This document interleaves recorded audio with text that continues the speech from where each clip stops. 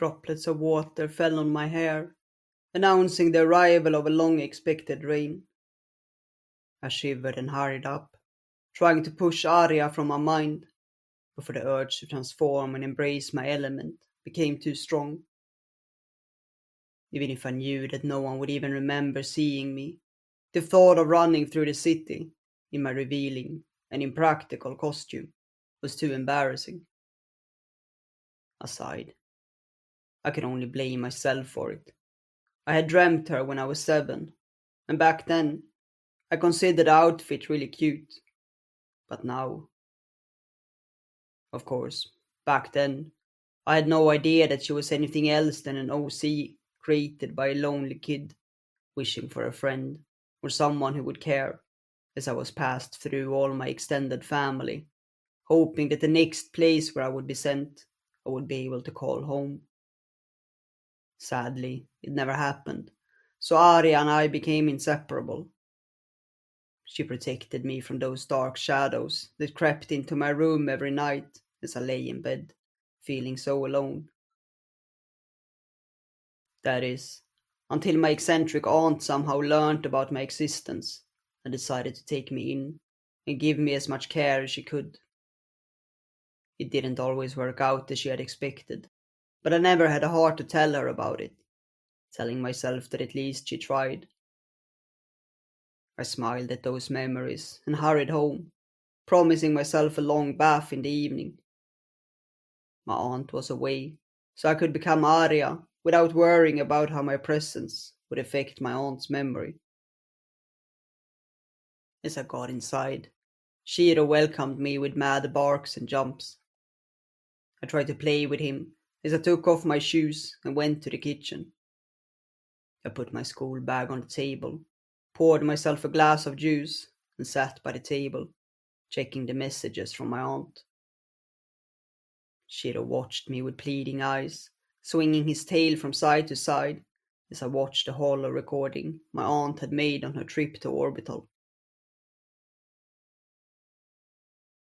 You're getting old, Shiro-kun. It's just juice, I smiled. He jumped up on my lap and I petted his head. Would you like to go to space? I asked him, and he looked at me and barked quietly. Sometimes I wished my aunt would take him with her and leave me alone at home. It would make everything easier, but I appreciated her gesture of wanting me to have company when she was away. I scratched his ear and said softly, Sorry, little boy. He looked at me, and I said, Master override, 1178, Protocol 4. He yelped quietly and went offline, and I gently carried him to the sofa. I suspected a memory wipe would affect him too, but it was too embarrassing to think he would see me as Aria to let him be around. I took my pendant with the dreamstone and held it high in the air, hoping it would work without me needing to shout something really embarrassing at the top of my voice. I was lucky this time, and the blue light flashed from the stone and enveloped my body with a silky mist, transforming me into the princess of blue water.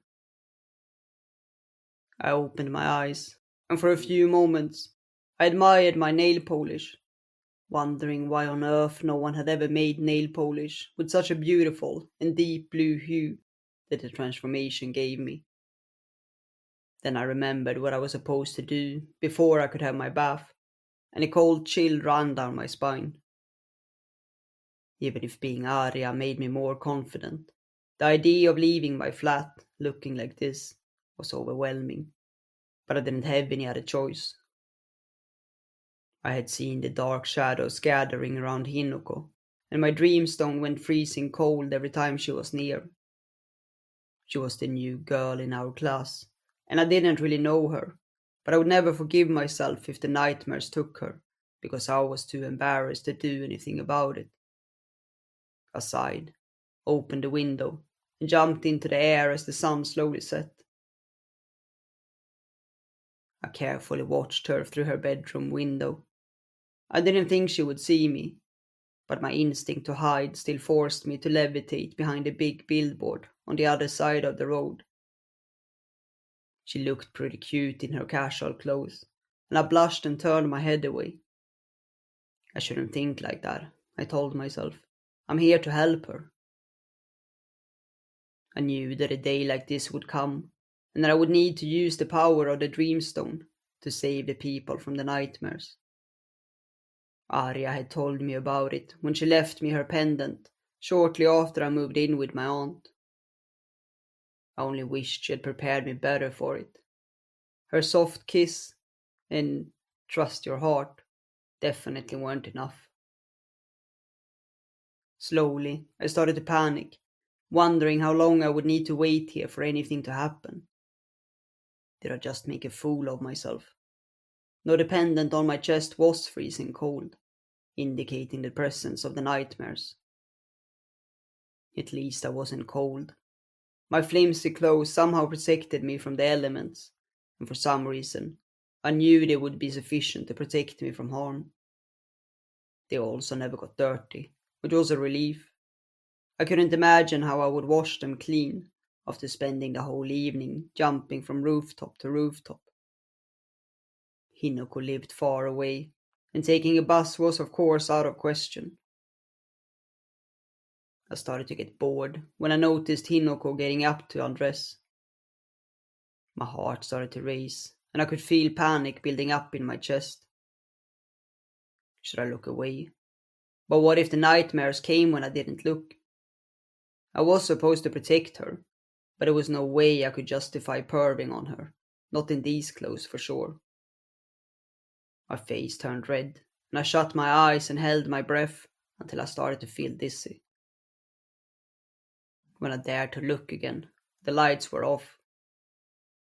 I took a deep breath and relaxed, without realizing that now I would need to levitate next to her window to see anything in the room. I left the billboard to hover closer to her flat. As I came closer, I pressed my face against the window, trying to see into the dark room, only to be met by the surprised stare of Hinoko, looking directly into my eyes. I froze and shut my eyes, my worst nightmare coming true. She cannot see me, she cannot see me, I repeated over and over again, trying to catch my breath. I could hear the window open, in Hinoko's voice calling my name. Mizuki-chan, what are you doing here? I wished I could die from embarrassment. If I did, I would be spared the need to explain to her what I was doing. How was I ever supposed to, in any case? I never met anyone in a dream, Hinoko said cheerfully. Of course, you look a bit different, but you have the same soft eyes as always. Dream? I dared to open my eyes. Did you think it was a dream? I exhaled and looked at her. She smiled back and asked, Do you think I can fly too? I blinked and tried to come up with an answer really fast, but suddenly my pendant went freezing cold, and the shadows behind her took shape.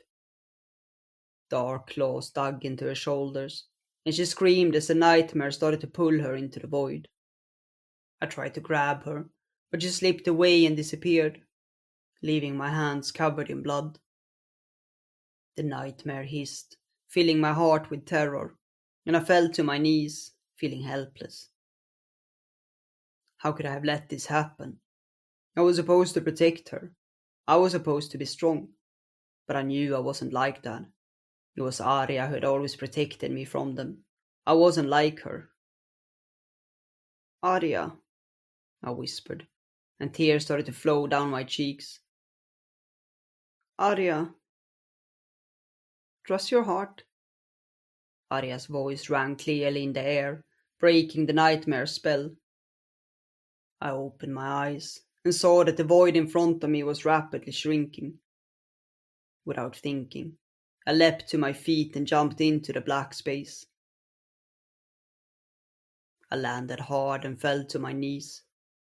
Sharp black stones dug into my skin, and I screamed in pain. For the first time, My clothes tore and stained with blood, and I knew that those marks wouldn't go away anytime soon. I had never gone into the void before, and if Aria ever did, she never told me about it. So I looked with terror at the grey sky and the dead world I found myself in. I tried to get up, hoping I would see Hinoko somewhere around. But when I stood up on my wobbly legs and looked around, she was nowhere to be seen. Hinoko-chan! Hinoko-chan! I shouted, but only silence responded to my cries. Where was she? I shivered. I knew I didn't have much time. I took a few painful steps when suddenly my pendant became icy cold. How could I have forgotten? The nightmare was still here somewhere, and I had just entered its den. Despite the terror that shot through my spine, I smiled, remembering Aria's soft hands hanging the pendant around my neck before she left. She believed in me, I whispered, and with a newfound confidence, I jumped into the air and floated above the desolate land. Better, I smiled, took my pendant, and raised it high into the air. Lead me to Hinoko! I shouted, and blue light sprang from the stone and enveloped me in a cocoon. I could see how the world around me started to fall apart and fade into the void, and only then did I realize how easily the nightmare had trapped me in a dream. The void swirled around me, trying to swallow me once again, but the cocoon held steady, and I was safe for now. I relaxed for a moment, until I saw Hinoko floating in the emptiness, with a dark pulsating crystal growing from her chest. No! I screamed and flew towards her. A sharp hiss pierced the air, and the nightmare appeared in front of me. She will become one of us, he hissed. You failed, Aria. Aria? I don't believe you, I shouted, and then whispered to myself. Aria never failed me, and I will never fail Hinoko. I summoned the blue wave that crushed into the nightmare, taking him by surprise. He howled in pain, and I could see the blue light slowly dissolving him from the inside. I ran to Hinoko and tried to pull the black crystal from her heart, but to no avail. You might have defeated me, but she will kill you when she wakes up. Her transformation is almost completed. One of you will die here, hissed the nightmare, before his shadow faded into the emptiness. No, I whispered, and tears started to roll down my cheeks. No, Hinoko-chan, no! I will save you, I whispered a promise. Even if I didn't know how, I wouldn't let her become one of them. Trust your heart. Aria. I took Hinoko's hand and kissed her softly. Blue light shot from my dreamstone, and it enveloped us and started to melt the black crystal in Hinoko's heart. She opened her eyes and looked at me with a smile. I knew you would come for me, she whispered. I hugged her and held her in my embrace until a wave of heat and red light emanating from Hinoko's heart separated us. I looked at her, surprised, and saw a pendant with a red dreamstone resting on her chest.